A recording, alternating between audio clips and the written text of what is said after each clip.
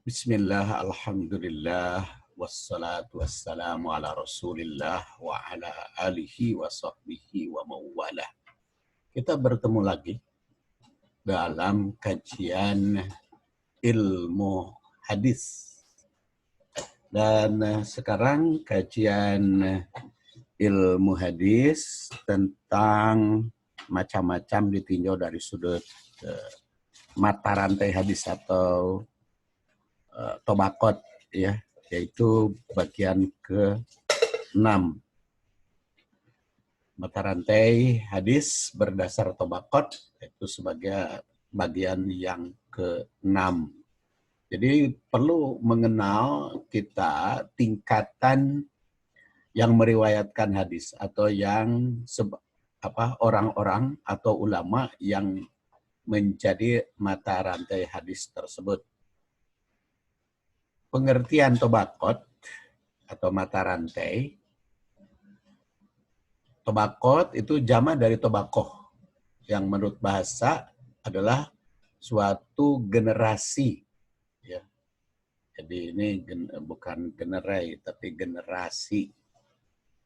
Biar dikoreksi sedikit. Jadi suatu generasi yang memiliki kesamaan dalam suatu sifat, karakter, atau tabiat. Tobakot itu generasi yang memiliki kesamaan yang menurut istilah adalah suatu generasi yang hidup dalam satu masa dan memiliki kesempurnaan dalam umur dan mata rantai guru dalam pengambilan hadis dari para gurunya. Mahmud At-Tohan itu mengemukakan bahwa tobakot adalah generasi yang bertekatan atau sebaya dalam usia dan dalam mata rantai hadis. Dalam pengertian ini, tobakot identik dengan generasi dari sisi kebersamaan dalam berguru di bidang hadis. Makanya kalau tobakot mufassirin tentu saja generasi yang berguru atau satu sama lain dalam bergurunya dalam bidang ilmu tafsir, maka tobakot mufassirin. Ada tobakot fuqaha dalam ilmu fikih. Kalau di sini yang kita bicarakan adalah tobakot muhaddisin. Kadangkala muhaddis, para muhaddis, itu menganggap bahwa kebersamaan dalam menimba ilmu hadis adalah cukup bisa dikatakan satu tobakoh. So, pada umumnya mereka memiliki kesamaan generasi. Kalau dalam suatu kebersamaan di dalam menimba ilmu hadis, maka itu dikatakan satu tobakot. Dan juga ada tobakot ruwat atau generasi atau mata rantai periwayatan. Ruwat itu jamak dari rawi, itu yang menerima, memelihara, dan menyampaikan hadis kepada pihak lain. Jadi dia menerima dari gurunya, kemudian dia pelihara si hadis tersebut, baik redaksi, isi, maupun matannya, kemudian dia sebarkan kepada pihak lain. Tentu saja di dalam menyebarkan ke pihak lain dengan menyebut sumbernya, serta mata rantai yang dia terima suatu hadis sejak Rasul hingga dirinya. Jadi kalau Imam Bukhari, dia menyampaikan hadis dari gurunya, gurunya dari gurunya, guru Imam Bukhari umpamanya sebagai namanya seperti Waki umpamanya dari Az-Zuhri, Az-Zuhri dari Abu Hurairah dari Rasul. Jadi itu merupakan tobakot. Ada tobakot Imam Bukhari, ada tobakot gurunya, ada tobakot gurunya lagi, ada tobakot gurunya lagi, dan tobakot sahabat, yaitu Abu Hurairah tadi. Sehingga itu namanya tobaqat ruwat atau para rawi atau orang yang meriwayatkan hadis. Dengan demikian tobaqat ruwat adalah pengelompokan orang yang menerima, memelihara dan menyampaikan hadis yang hidup dalam suatu generasi atau satu masa dalam periwayatan. Nah, satu masa dalam periwayatan atau dari generasi ke generasi, dari mata rantai yang satu ke yang lain, itu dinamakan isnad, mata rantainya. Mata rantai isnad yang sama berarti mata rantai yang sama atau sejaman atau semasa atau satu generasi. Tobaqat ruwat dalam pengajian atau kajian tobaqat ruwat itu ada dikenal dengan tarikh ruwat. Di dalam pembahasan tobaqat ruwat itu, yaitu dikenal dengan tarikh ruwat. Tarikh itu sejarah atau biografi dalam pembahasan tobaqat ruwat itu.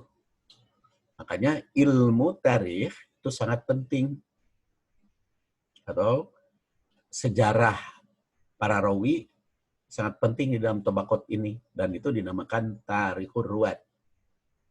Untuk mengetahui tobaqat kan mesti mengetahui sejarah para rawi. Oleh karena itu ilmu tarikh tidak bisa dipisahkan dalam meneliti tobaqat ruwat. Ilmu ini berkembang bersama perkembangan ilmu riwayah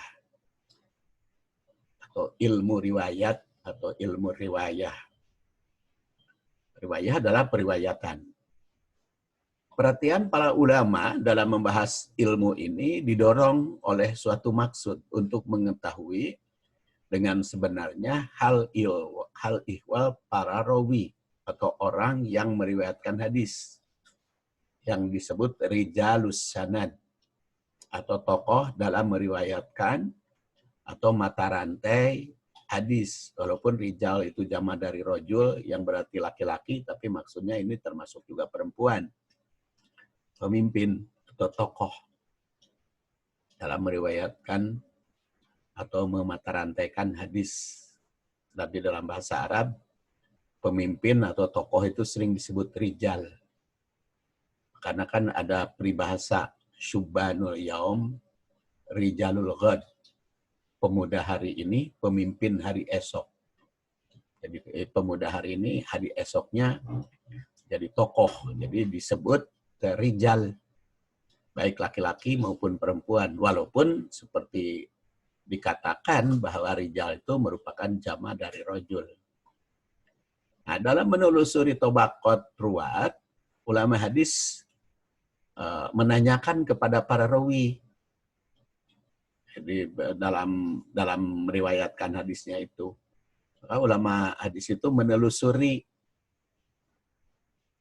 menanyakan kepada para rawi mengenai umur dan tanggal kapan mereka itu menerima hadis dari guru-guru mereka itu, serta meneliti tentang identitas lain tentang rawi itu. Maka diselidiki riwayat hidupnya, diselidiki tanggal lahirnya, kapan dia bertemu dengan gurunya tersebut, dan seperti apa redaksi yang dia terima. Mengetahui tanggal lahir dan wafat para rawi sangat penting untuk menerima atau menolak pengakuan seorang rawi. Jadi kalau sering di dalam cerita katanya Imam Syafi'i, Imam Hambali atau Imam Hanafi, Imam Maliki, kan sering di dalam madhab fikih. Kalau di dalam hadis ada Al-Bukhari, Muslim, Abu Daud, Tirmidzi, Nasa'i. Kemudian dia terangkan dari siapa gurunya. Nah itu ketemu enggak? Kalau dia mengatakan pendapat orang atau menerima hadis dari siapa, padahal dia padahal dia tidak bertemu umurnya, kelahirannya, kehidupannya. Contoh Imam Syafi'i tidak bertemu dengan Imam Hanafi. Jadi kalau tidak, kenapa tidak bertemu? Karena ketika Imam Hanafi wafat, Imam Syafi'i tahun 150 itu lahir. Jadi kan tidak akan bertemu Imam Syafi'i dengan Imam Hanafi. Jadi kalau ada riwayat yang menerangkan Imam Syafi'i bertemu dengan Imam Hanafi, maka riwayat itu boleh dikatakan palsu. Karena mereka tidak bertemu. Ini salah satu contoh imam yang kita kenal. Kenapa Imam Syafi'i dan Imam Hanafi? Karena Imam Syafi'i Imam Hanafi juga kan rawi hadis, ahli hadis. Kalau sekarang namanya hadis yang diriwayatkan oleh Imam Syafi'i kan ada Musnad Syafi'i. Ada Musnad Hanafi, Musnad Abi Hanifah. Itu makanya penting tahu kelahiran, tahu wafat, kemudian daerah di mana dia hidupnya, lamanya mereka di mana, bergurunya di mana. Jadi selain kapan, juga di mana. Nah, dengan mengetahui tanggal kelahiran dan wafat seorang rawi, maka dapat dinilai apakah hadis yang diriwayatkan itu muttasil, sambung menyambung, mata rantainya, atau tidak. Nah, dalam tarikh riwayat, atau dalam tarikh riwayat, juga diteliti tentang kampung halaman rawi, di mana saja mereka bepergian. Contohnya tadi kita ambil contoh imam yang kita kenal, Imam Asy-Syafi'i. Imam Syafi'i kan lahirnya di Gaza. Lalu dari Gaza itu kan beliau ke Mekah, ke Madinah, ke Mesir, ke Baghdad. Sedangkan Imam Maliki itu hanya Mekah, Madinah. Dia tidak pernah ke Gaza, tidak pernah ke Baghdad. Nah, dengan mengetahui seperti itu, maka kita akan tahu riwayatnya dan sampai di mana sambung menyambungnya di dalam meriwayatkan hadis tersebut. Kemana saja rawi hadis tersebut bepergian dan kepada siapa saja mereka berguru dan di mana saja mereka bertemu ketika bergurunya itu. Contohnya kan Imam Syafi'i ada perbedaan paham dengan Imam Hanafi. Nah, perbedaan paham dengan Imam Hanafi tidak akan berdiskusi di antara mereka kalau ada perbedaan paham. Tetapi kalau Imam Syafi'i mengetahui ajaran Hanafi, wajar karena dia lahir setelah wafat Imam Hanafi, tahu dari mana ajarannya, ya dari muridnya yang masih hidup, bapaknya dari Abu Yusuf, ya. Tapi kalau dengan Imam Maliki, Imam Syafi'i memang sempat bertemu, sempat berguru, makanya dia tahu bagaimana pendapat gurunya itu. Hal ini perintah untuk bisa menilai mata rantai hadis yang diriwayatkannya. Apakah layak dipercaya ataukah tidak. Mengetahui kampung halaman rawi pun itu besar tentu saja faidahnya. Dalam menulis hadis itu tarikh riwayat, ulama muhaddis itu menggunakan metode atau sistematika yang berbeda-beda di dalam meriwayatkan ulamanya itu. Tentu saja tidak sama, tergantung menurut mereka yang paling penting itu arah apa, yang paling penting menurut mereka itu dalam hal apa yang dia riwayatkan. Ya, di antaranya ada yang mengutamakan nama asli, kemudian julukan, nama populer, kota kelahiran, lama hidup. Seperti tadi, Imam Syafi'i. Nama aslinya siapa? Imam Syafi'i ini kan nama aslinya Muhammad. Muhammad bin Idris. Kenapa disebut Syafi'i? Karena dia ada nenek moyangnya yang bernama itu. Kemudian seperti Imam Bukhari. Imam Bukhari juga namanya bukan Bukhari kan. Nama aslinya itu Muhammad. Kalau Imam Syafi'i Muhammad bin Idris, kalau Imam Bukhari itu Muhammad bin Ismail. Nah, Al-Bukhari itu kan nama kota. Nah, beda lagi dengan Imam Hanafi. Itu namanya kan Nu'man. Nah, jadi namanya beda-beda. Jadi makanya kita harus mengenali itu nama aslinya siapa, julukannya apa, nama populernya apa, kota kelahirannya di mana, lama hidup dan wafat. Nah, mereka susun itu secara alfabetis. Ada yang menyusun tabaqat riwayat seperti itu. Kemudian ada juga yang mengutamakan nama kota kelahiran dan menerangkan keutamaan kota tersebut serta sahabat yang berperan dalam kota itu siapa saja. Namanya nama kota kelahiran Imam Syafi'i dari Gaza, Imam Hanafi dari Baghdad ya, atau daerah Kufah juga. Kemudian Imam Maliki itu Madinah, Imam Bukhari itu Bukhara, Imam Muslim itu Naisabur, namanya gitu ya. Itu nama diterangkan keutamaan kota tersebut dan sahabat Rasul yang pernah berperan di situ. Kemudian yang ketiga ada pula yang mengutamakan nama lakob. Lakob atau julukan. Umpamanya Muslim. Muslim itu kan nama asli. Kan sering disebut juga Muslim bin Hajjaj ya, nama ayahnya. Atau Abu Daud.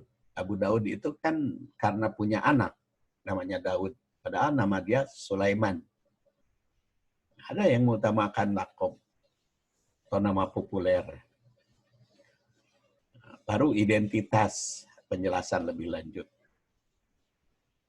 Ini beberapa contoh kalau kita telusuri kitab Tarikh Ruwat. Kemudian ada pula yang mengutamakan jumlah hadis yang diriwayatkan, baru menerangkan identitas lain, serta penilaian ulama lain tentang kualitas rawi yang diterangkan itu. Ada yang meriwayatkan hadis seperti itu, yang menerangkan tobakot itu, jadi tingkatannya itu, atau tingkatan ruwat itu.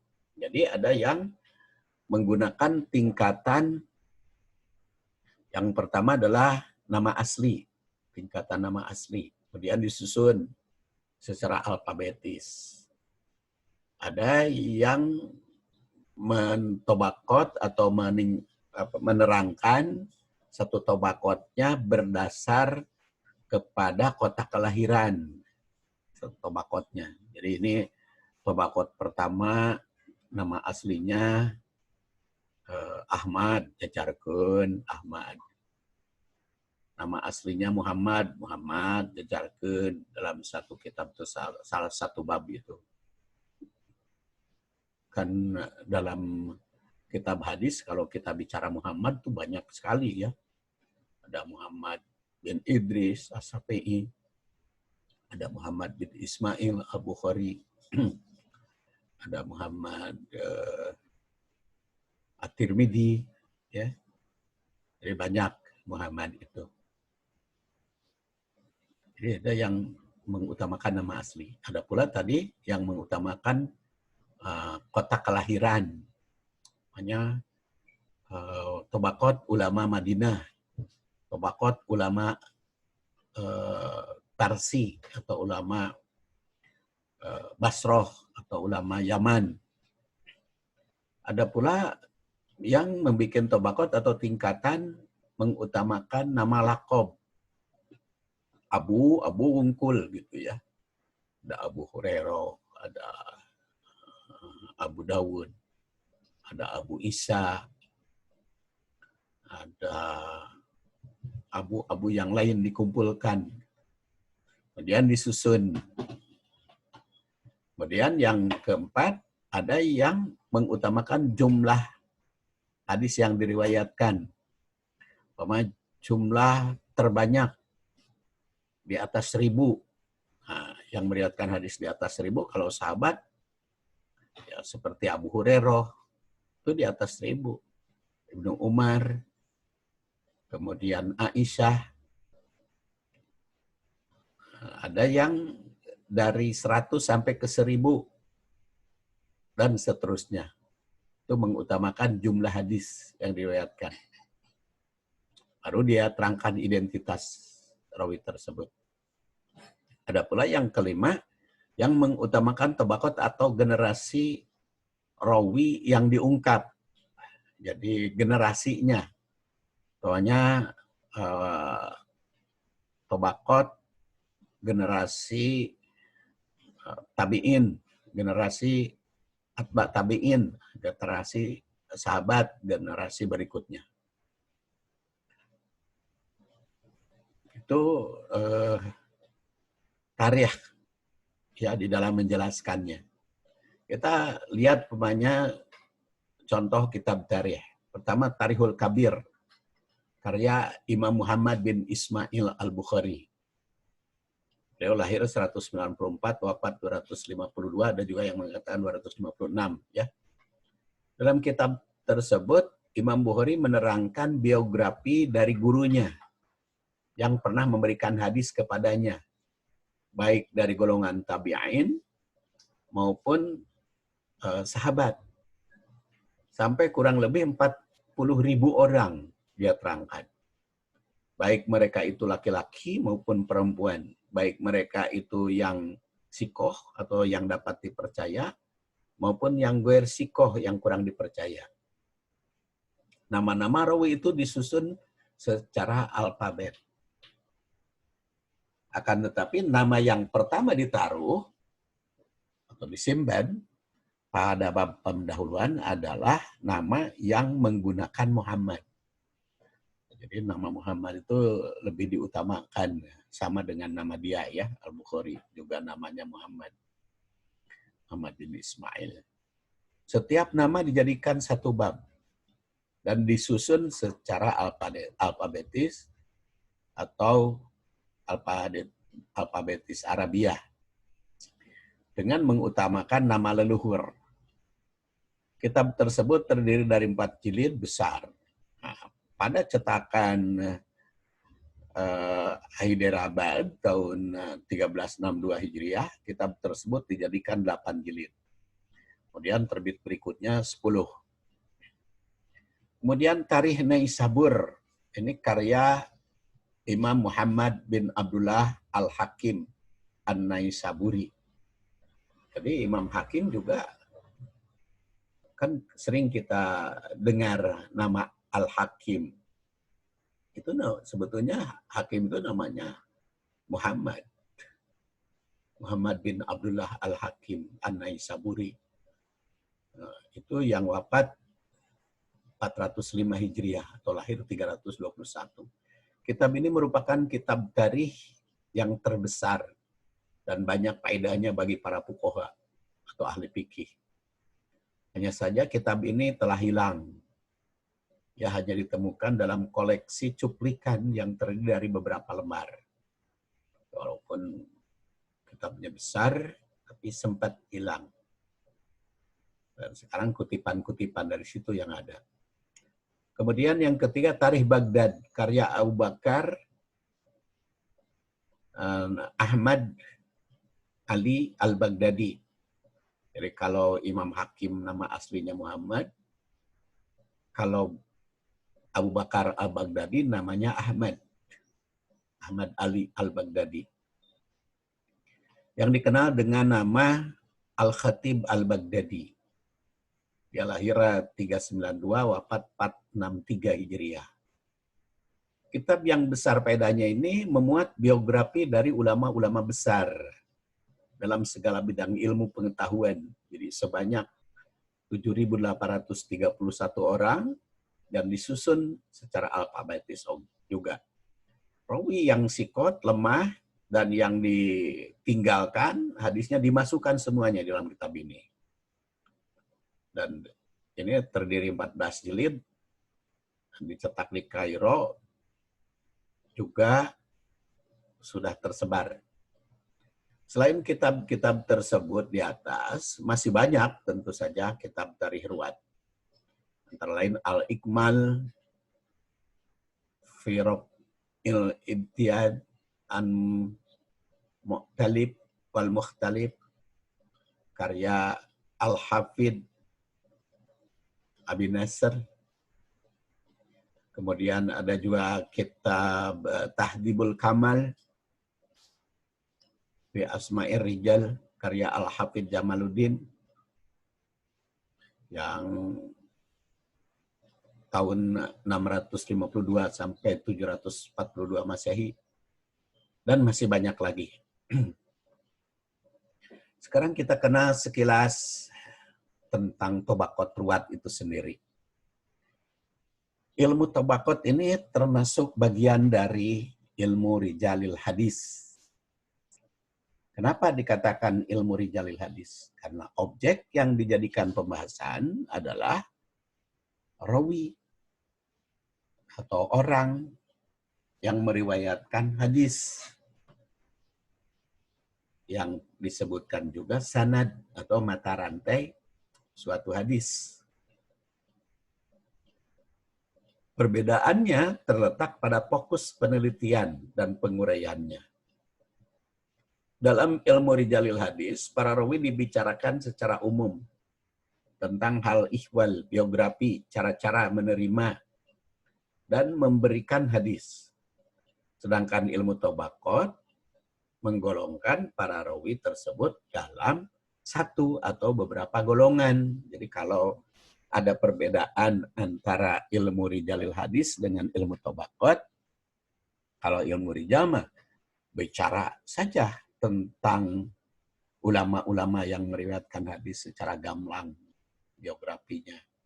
Tapi kalau ilmu tobaqot dikelompokkan, tobaqot apa, tingkatan apa, generasi apa, dan bagaimana cara menerima hadisnya. Tobaqot itu menggolongkan para rawi tersebut dalam suatu golongan sesuai dengan tingkatan atau kesetaraan antara rawi yang satu dengan rawi yang lain, sehingga nampak level-level tingkatan-tingkatannya kalau di dalam ilmu tobaqot. Tapi keunggulannya kalau dalam rijal itu biografinya lengkap secara gamblang. Kalau dalam tobaqot dari sudut generasinya yang lengkap. Tobaqot dalam istilah muhadis adalah pengelompokan para rawi hadis berdasar kedekatan dalam umur dan mata rantai penerimaan hadis dari gurunya dalam periode tertentu. Pengelompokan rawi berdasar tobaqot itu sangat penting untuk menilai suatu mata rantai hadis sejak Rasul sampai ulama yang menyebarkannya. Yang menyebarkan hadis kan kita kenal Al-Bukhari, Muslim, Abu Daud, Tirmidzi, Nasai, Ibnu Majah yang meriwayatkan. Sedangkan dari mana mereka? Imam Bukhari dari gurunya. Guru Imam Bukhari itu dari siapa? Nah, itu dikelompokkan dalam tobaqot. Tapi kalau di dalam rijalul hadis diterangkan sifatnya, penjelasannya, riwayat hidupnya. Dan generasi sahabat tentu saja yang paling tahu tentang Rasul. kalau ditinjau dari sudut ilmu tabaqat, ya sahabat itulah yang paling tahu tentang hadis. Baru generasi berikutnya. Diriwayatkan dari Imran bin Husain radhiyallahu anhu bahwasanya Rasul SAW bersabda, sebagaimana diriwayatkan oleh Al-Bukhari, khairukum qarni summal ladina yalunahum summal ladina yalunahum. Khairukum, sebaik-baik kalian, qarni adalah generasiku, itu para sahabat. Kalau generasi Rasul itu. Dan di sini khairukum kan. Khair itu kalau menurut ulama mufassir mafihi solahun nas fiddin wa dunya, yaitu yang banyak bermanfaat bagi banyak manusia, bukan hanya bagi diri, tapi bermanfaat bagi orang lain, khair itu. Makanya disebut solahun nas, bermanfaat bagi manusia, baik dalam kehidupan duniawi maupun ukhrawi. Nah, sebaik-baik qarn atau sebaik-baik generasi kalian, generasi umat adalah qarni, yaitu generasiku, generasi yang bersama Rasul. Ditinjau dari sudut kemanfaatan bagi manusia maupun kemaslahatan umat, kemaslahatan dunia maupun kemaslahatan umat maupun kemaslahatan agama. Kata Imran bin Husain tuh, fama adri qala Nabi sallallahu alaihi wasallam ba'da qawlihi marraten aw salasan. Dan berikutnya saya juga tidak tahu generasi berikutnya setelah generasi kedua, ketiganya. Nah, ilmu ini telah muncul, ilmu tabaqat semacam ini telah muncul dan berkembang di tangan para ulama hadis sejak abad kedua Hijriah. Ya, masanya abad kedua Hijriah itu masa Maliki, Syafi'i, Hambali, kemudian Az-Zuhri, Al-Auza'i, itu masa abad kedua Hijriah. Dan ilmu ini tidak terbatas pada pembagian ruwat, atau tidak terbatas pada pembagian para rawi hadis atas tabaqat berdasar perjumpaan mereka dengan para guru hadis. Tapi juga berkembang di kalangan muhaddisin kepada pembagian mereka dalam berbagai hal. Pembagiannya ada yang berdasar fadlun atau keistimewaan, atau sabikoh, kesenioran. Nah, sebagian dalam hal ihwal, yaitu dalam keadaan mereka, ke tingkah laku mereka, dan manzilah, yaitu kedudukan atau status. Seperti yang disebutkan oleh Abbas Ad-Dawraqi yang wafat 271 Hijriah. Dan terdapat pula di dalam tabaqat ini ada tabaqatul fuqaha, yaitu generasi atau tingkatan para ahli fikih. Ada tabaqat ruwat, yaitu tingkatan atau generasi para ahli hadis dalam meriwayatkan hadis. Ada tabaqatul mufassirin dalam bidang ilmu tafsir. Umpamanya tabaqatul fuqaha yang kita kenal, Hanafi, Maliki, Syafi'i, Hambali. Kemudian murid-muridnya nanti. Ada Abu Yusuf, ada Sauri, ada An-Nawawi, dan sebagainya. Itu tabaqatul fuqaha.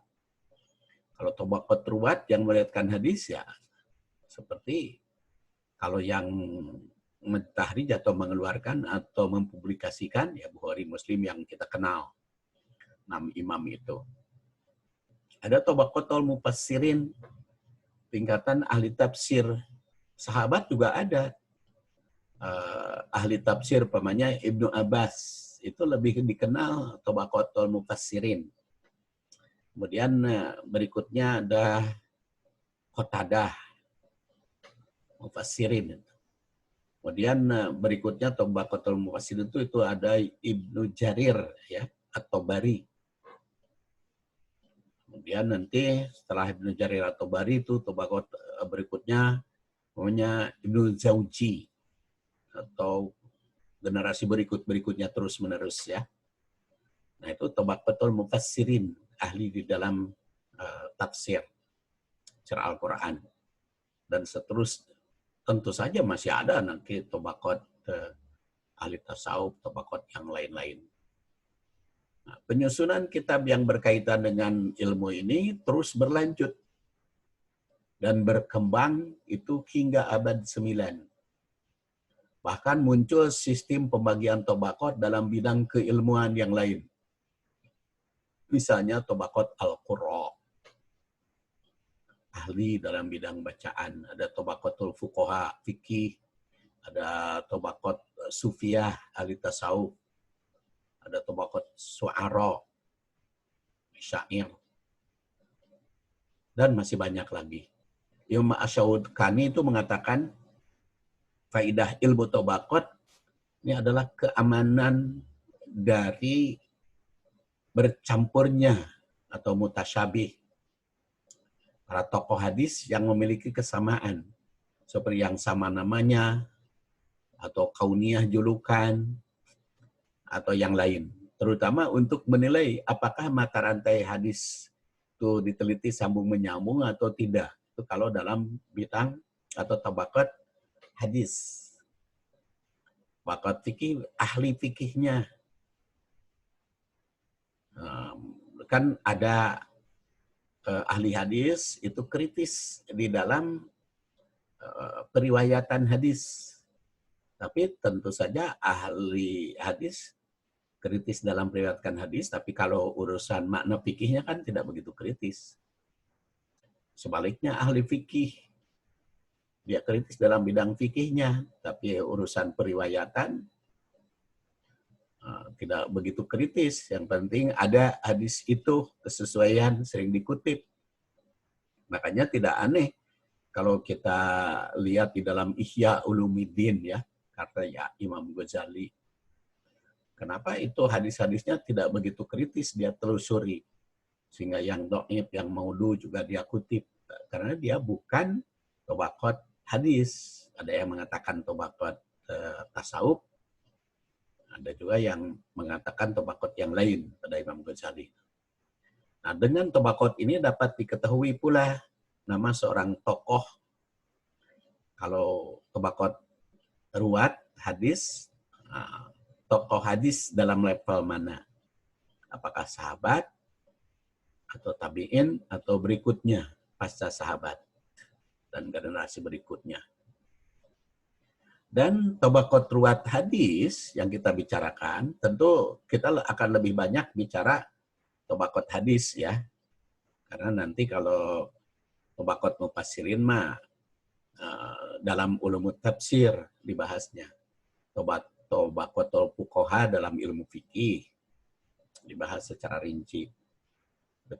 Demikian pula tabaqat dalam ilmu tasawuf, dalam bidang tasawuf. Tabaqat dalam pemikiran. Yang kita bicarakan lebih lanjut adalah tabaqat ruwat dalam ilmu hadis.